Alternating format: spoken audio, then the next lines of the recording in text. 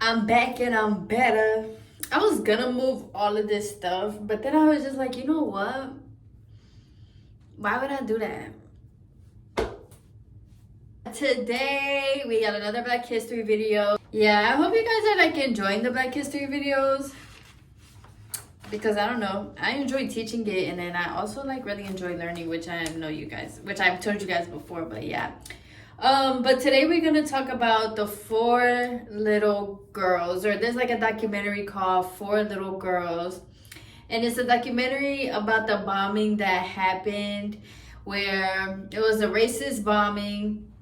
This dude, or a couple of dudes I think, put like bombs underneath the church, and it was like a Sunday, and these four little girls were like down there at the church. I think doing like Sunday school or whatever, or helping to set up, and then they put the bomb off, and these four little girls ended up dying.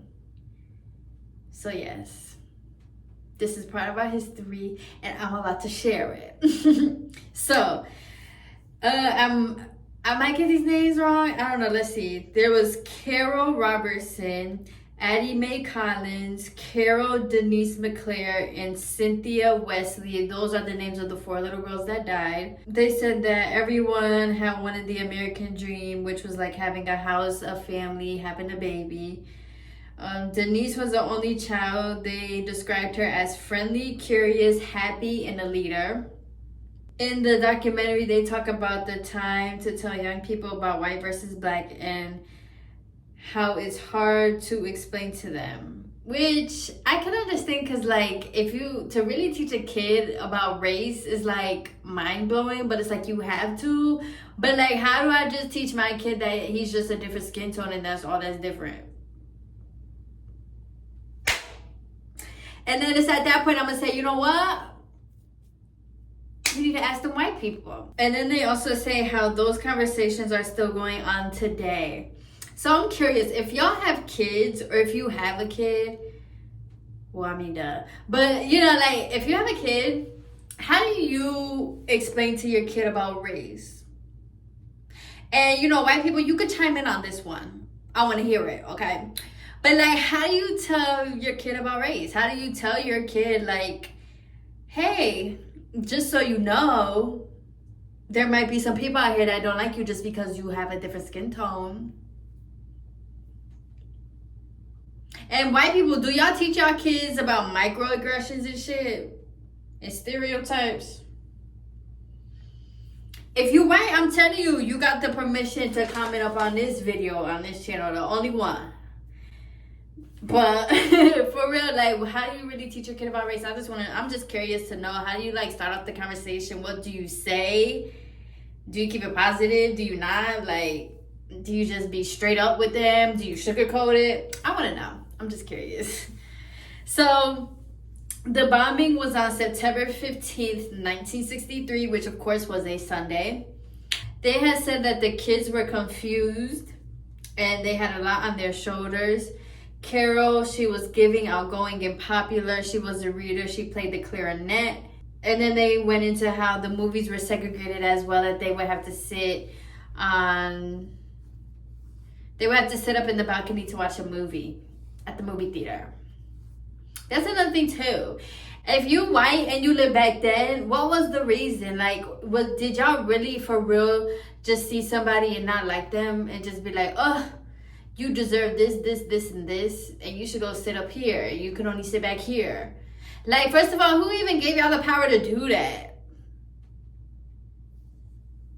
Like, did y'all really for real think y'all was better?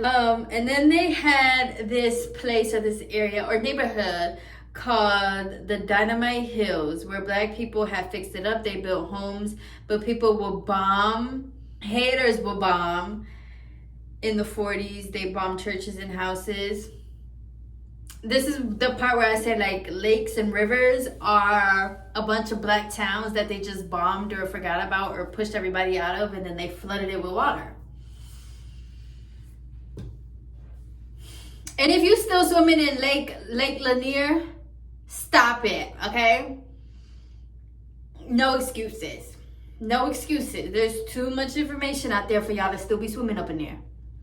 Leave the ancestors alone. Leave them people alone. Leave that town alone, okay? Because every time somebody get hurt, I just sit here like, But for real, stop swimming in that lake. Stop. It's very dangerous and powerful. Stop. When bombing happened, they would go into the closet, and it was something that was normal back then. 1/3 of the police in Birmingham were the KKK. That's another thing. Let's get into it. Our government, our policemen, lawyers, doctors. KKK. And if they're not in the KKK now, they might have used to be. It's probably like not as common now, but a lot of government leaders who are about to die, KKK. We all know that's why they wore masks, because they wanted to hide their faces, because they might have been like your local teacher, your local like butcher, grocery store worker, you know, local people, police, government officials, and they didn't want nobody to know they was in there. Es una pena. Una pena. They also said that they didn't think that they would go that far. They said Cynthia, she was funny, caring, and adopted. In 1962, they had the Shuttleworth Agreement, and it allowed shoppers to shop downstairs, and then segregation had came back, so they brought in Dr. King. A gang beat Fred Shuttlesworth in front of a school where his kids went. The police said they didn't know who did it, but it was on tape. Addie Mae, she was laid back, funny, and peaceful. There was this person called Eugene Bull Connor. I think he was called Bull because he was rude and mean and nasty. They said he was the commissioner, but he didn't care for blacks. He liked to keep us in our place. He called on dogs and fire hoses when there was a lot of marchers.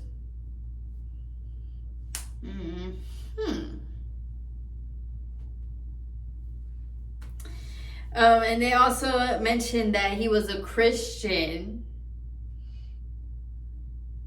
Don't get me into the religion, y'all, because at this point, like, every time it just proves my point how, like, you Christians and a lot of you religious people, y'all like to say the word, and this and that. But, like, y'all don't even follow the word. You're like a hypocrite. And that's why I say religion is not real. Like, it's not real. Because how you a Christian, but yet you treating black people like that? Your Jesus was black. How would your Jesus feel about that? Oh, yeah, I just read. Oh, okay. Oh, yeah. He couldn't stand when a black person has self-respect. Well, shit, you better sit down. Lay your head on that concrete. Cause once you see me, honey, you gonna be laid out, okay? I had a white tank and he terrorized black neighborhoods. See, y'all be all up in everybody's business where you don't have no business at, and then including the ocean and these animals, okay? Y'all be taking these things, y'all be all up in our business, and then when we come back, y'all be like, oh my God, like, no, like, they were like this and that. What do you mean? You all up in our space. Y'all be crazy. What makes you want to do that, though? For real, that's another question I had. See, y'all gonna have a whole homework assignment now. You white people, come on. I want to know these answers. What makes you want to go do that? Like, if you a Karen watching this, what makes you want to, like, pull out your phone and, like, you don't have a home to get to, a husband to get to, family, friends, a dog? But hey, I don't judge. They said that he was hellish in the black energy of Birmingham, and people were scared of him. Governor George Wallace loved segregation. He felt like it was right, but his BFF was a black man. The more I'm reading these notes, the more shit really not making no sense.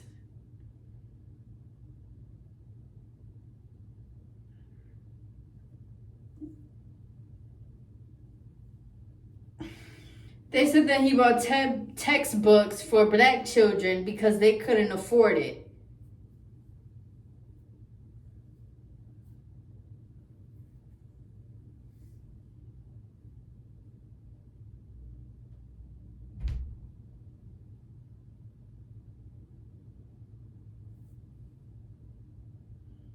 You get that shit? I don't get that shit.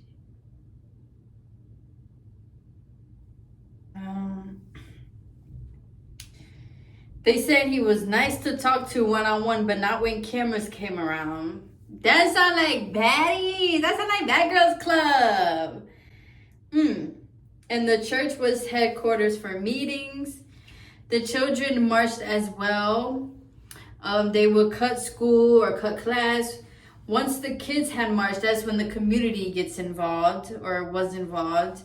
And kids also got locked up and put in jail whenever they were marching or protesting. Kelly, there's this place called Kelly Ingram Park. Brandon, you know somebody named Kelly?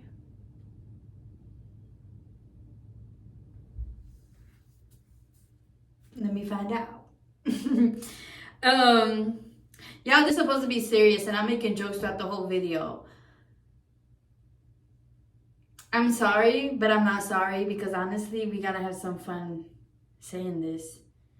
It's just, I don't know if when I was watching it, if I didn't get the whole story, because some of this I'm so confused. Like, how you love segregation, but then you try to help people, and then how you nice to talk to one-on-one.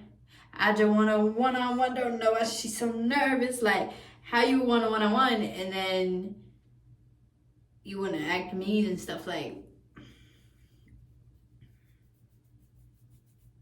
hey. Oh yeah, so they said that the fire hoses stung. The fire hoses that they shot the water out of, which is very high pressure because remember, this is out of a fire truck and is meant to put out fires, okay? Not people. But yet you still did it.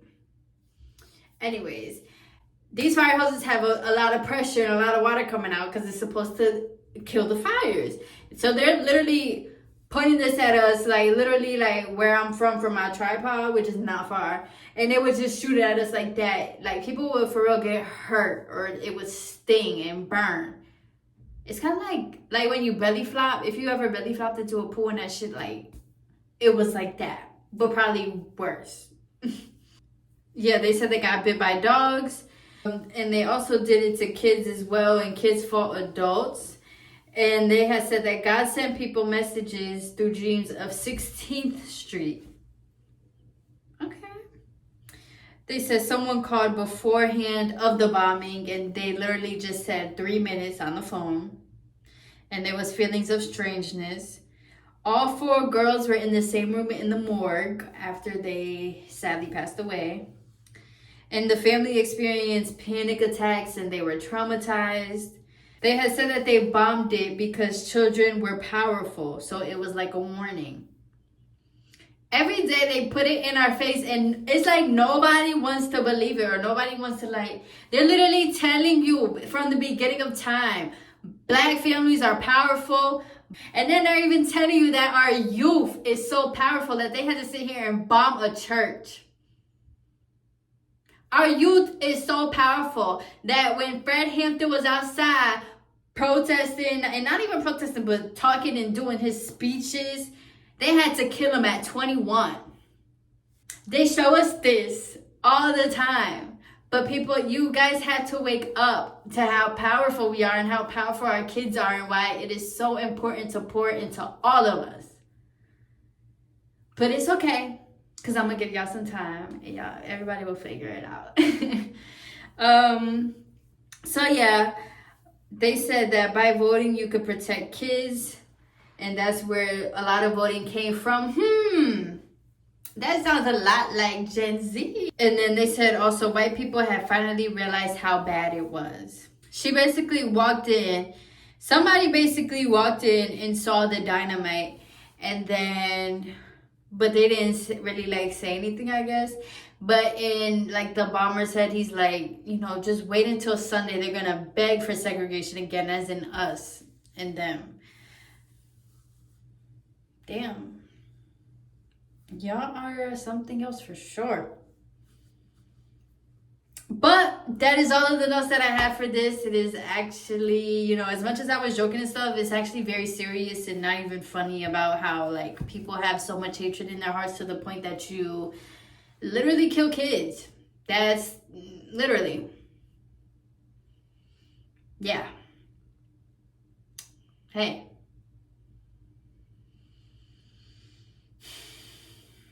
Black people, we've been here, we still here, and we always gonna be here. We are the originals and we are the creators. Get over it, get over yourself, and read a book. I love y'all, and like I said though, all the questions that I want answered though, I for real want answered. I want to know, I want to hear what you guys think or your opinions or, you know, whatever you feel like saying. And yeah, enjoy your weekend, enjoy your week, and keep enjoying your March. And the spring is coming because every other day it's raining where I'm at. Like, okay. Thank you. But yeah, bye.